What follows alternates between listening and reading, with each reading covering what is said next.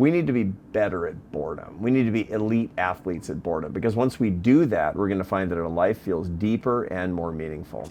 Arthur Brooks is a best-selling author who has published over a dozen books aimed at helping people find happiness. Now, he's turning to something that may be even more elusive: purpose. And his new book has a 6-point plan to help. I'm really excited to talk to you. I really loved this book. Thank you. Something that really resonated with me as somebody who, has a very busy job Right. and, a pretty busy life was the idea of boredom. The benefits of boredom have everything to do with what happens to your brain when you're bored. A set of structures in your brain turns on called the default mode network. That leads you to flights of fancy, thinking about big questions, mind wandering, and that's where you find the meaning of your life. That's when the big complexities actually come into your brain. The trouble is that we don't like it, and so we turn boredom off. Most notably, we turn it off with the anti-boredom devices in all of our pockets. Once you look at your phone, you're not bored anymore. Putting yourself into the wrong part of your brain and turning off your ability to get that mind wandering that you need. That's why you come up with your best ideas when you're in the shower. What is the answer to technology then?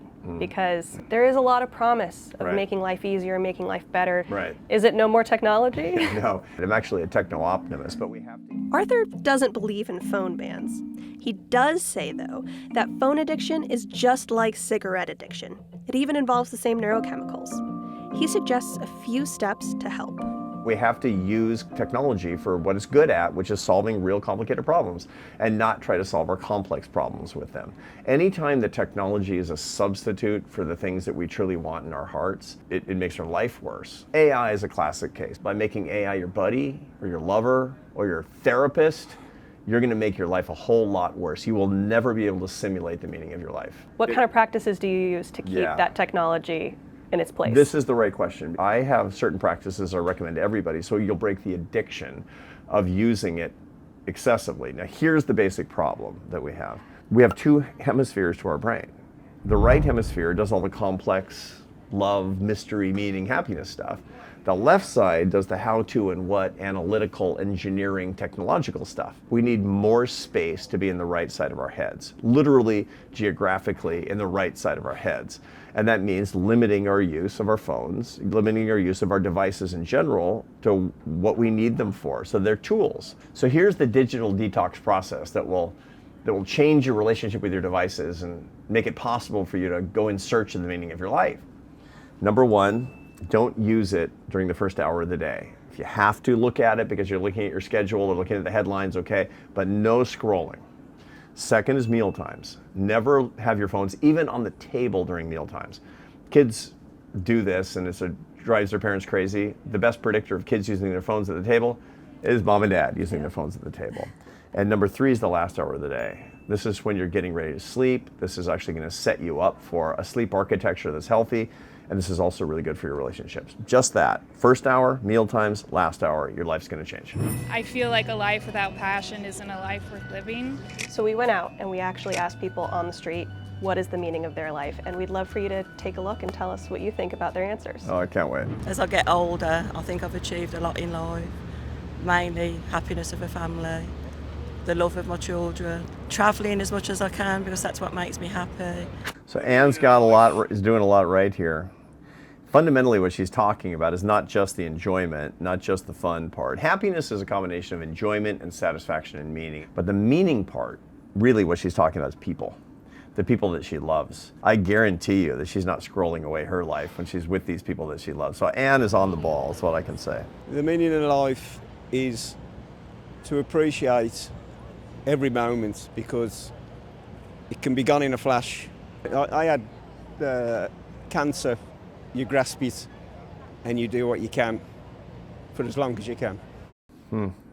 Good job. What he talked about is the idea of savoring your life, which you only ever do after you realize how short your life is. He's saying savoring moment to moment. How did he get it? He get it because he suffered. He got it because he got sick. You notice the people always talk about that. He understood the meaning of his life, and now he really loves his life because his life almost went away. Meaning of life is just be happy with your family and your friends. So every day I go to work with a smile on my face. And when I get home, I have a great family to be with. It's a little cliche and very basic, but I think getting to the university that I wanted to, it was a very high grade, and I really got there, and I'm happy to get in there. So mom's got it right, which is love. Her daughter's really young, and she's thinking something that a lot of people think, and it's great that she got into the university. Don't get me wrong, those accomplishments are terrific. The problem is she's defining the meaning of her life with respect to an accomplishment that she worked really hard for, and that leads to what we call the arrival fallacy. If I get there, if I get there, if I get there, then I'm going to find all the meaning that I thought was wrapped up in this progress toward this goal. And it's not true. I'm sorry to say that it's not true. And I guarantee you that her mother thought that when she was younger as well. And now she's graduated into the true knowledge that what it comes from is with her friends, with her family. And she even said, no matter what happens at work, we've got this here and this love that we have. When I talk about the calling that actually comes from meaningful work, people often equate that with achievements, with recognitions of actual tangible accomplishments, and that's not right, is what it comes down to. You will not get the meaning from some big reward. I've talked to Olympic athletes who almost inevitably, after they win an Olympic gold, they suffer a clinical depression because they've fallen prey to this fallacy. You get the gold, and then that whole journey Yeah.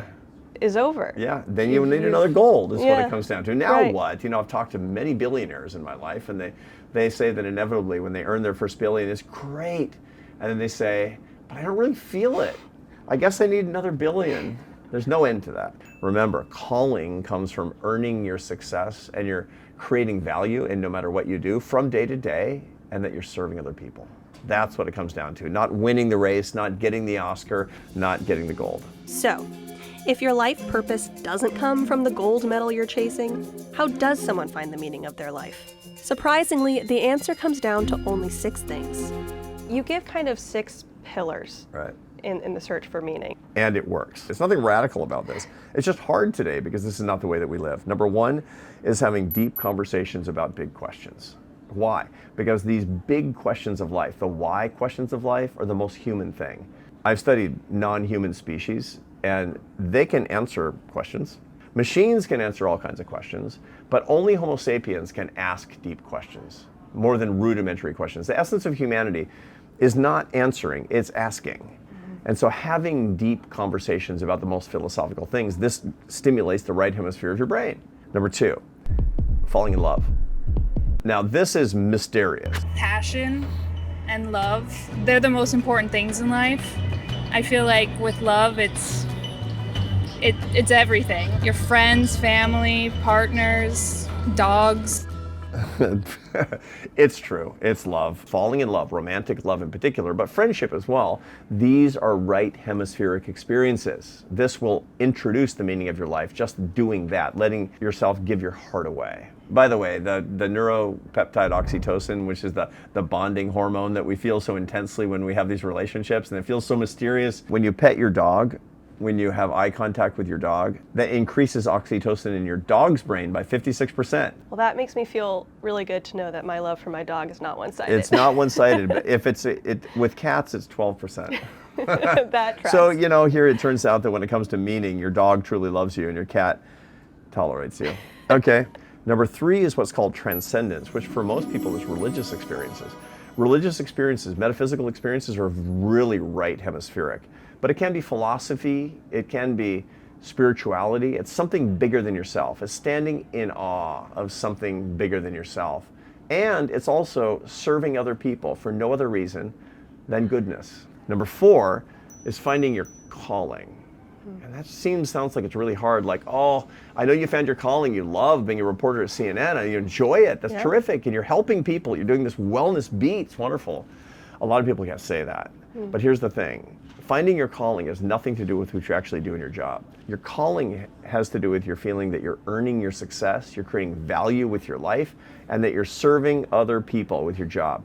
That's what to look for. So that even on your worst days working at the post office or wherever your job is, that feels like a calling. 5 is looking for beauty. Beauty is a right hemispheric experience, and online there's no beauty. I'm sorry. I mean, people say, what a beautiful picture of Yosemite on the screen. Are you kidding me? It's a simulacrum. It's a fake. It's a copy. It's the Matrix. of the real experience. You need to get outside. That's why young people say today, I'm going to go touch grass. They're right. Artistic beauty does the same thing to the brain. Listen to the most beautiful song, you know, go to an art museum, go do something where you can experience artistic beauty. And then there's moral beauty, being around people and looking up things that actually inspire you, where you see unbidden acts of grace and goodness in other people. These kinds of beauty will ignite your right hemisphere and help you understand the meaning of your life, guaranteed. Here's the last one, number 6. This is the hard one, and that's suffering. You know, nobody wants to suffer.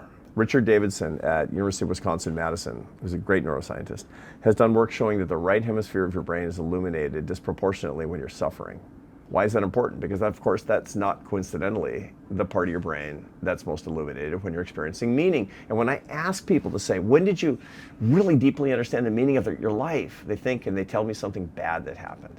A death in the family, they got sick, their company went bankrupt, they lost their job.